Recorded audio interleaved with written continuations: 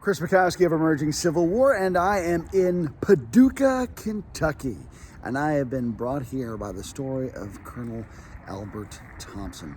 I became acquainted with Thompson as I was researching my book in the Battle of Jackson, Mississippi. And Thompson and his 3rd Mounted Kentucky Infantry were sent down to the southwest corner of the city to try to mount some sort of defense against Sherman's entire corps as it was advancing on the Mississippi capital. And from there, I've just been sort of interested to know more about this guy.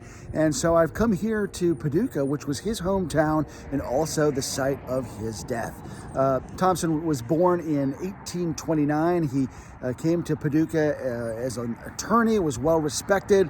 He became involved with the command of the 3rd Kentucky Mounted Infantry, which was commanded at the time by Colonel Lloyd Tillman. When Tillman was advanced to become a brigadier general, Thompson then was promoted to take over the command of the regiment. He serves throughout the rest of his life.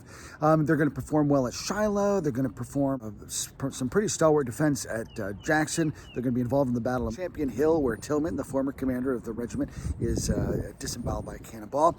And then he'll be attached to Nathan Bedford Forrest's command, and he'll be with Forrest throughout the rest of 63 and into 64.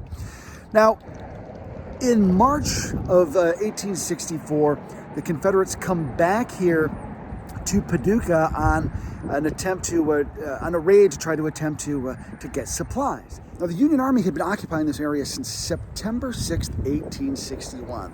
And I'm in front of the Expo Center and the Convention Center, and there's a small little park here with several little historic markers, aside from the one to Thompson that I looked at. There's one here that says, "On this spot, Ulysses S. Grant showed up and said that the Union forces were going to occupy Paducah to protect them from the enemy." At that point, early in the war in 1861, Kentucky was still considered neutral, but that fabulous guy we all love to hate, Bishop Leonidas Polk, Leonidas Polk, let me get his name right. Leonidas Polk occupies Columbus, Kentucky, which is to the south of here along the Mississippi River. That violates Kentucky's neutrality, and it gives Grant the excuse he needs to come in from Illinois to then occupy Paducah, and the Federals will be here for the rest of the war. They'll establish a fort here called Fort Anderson that's named after Robert Anderson of Fort Sumter fame. He's a Kentucky native, and they'll stay here and kind of hold down the western frontier of Kentucky with Fort Anderson as their base.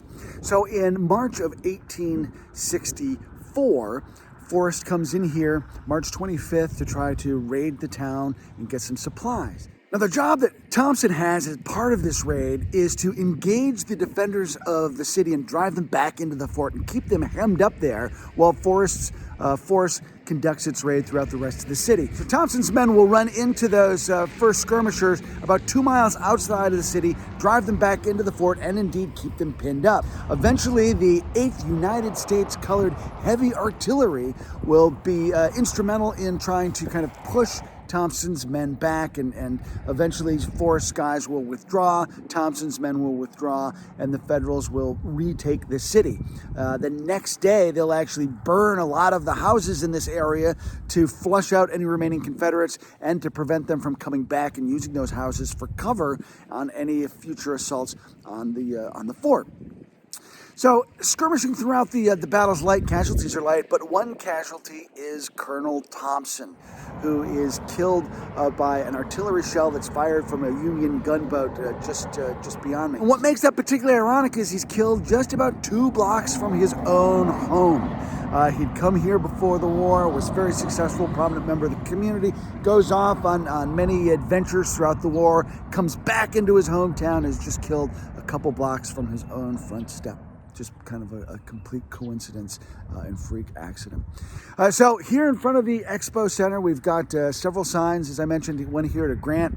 There's one over there to Thompson himself. There's one to the 8th United States Colored Infantry. And there's one even about Fort Anderson and talking about Colonel Anderson, the hometown hero from Fort Sumter. So nice little park, beautiful in the summertime, a little chilly out here for me today, but well worth a stop in Paducah, Quilt City, USA. Lots to see here on the banks of the Ohio River. For the Emerging Civil War, I'm Chris Mackowski. Thanks for being with us. We'll see you online and on the battlefield.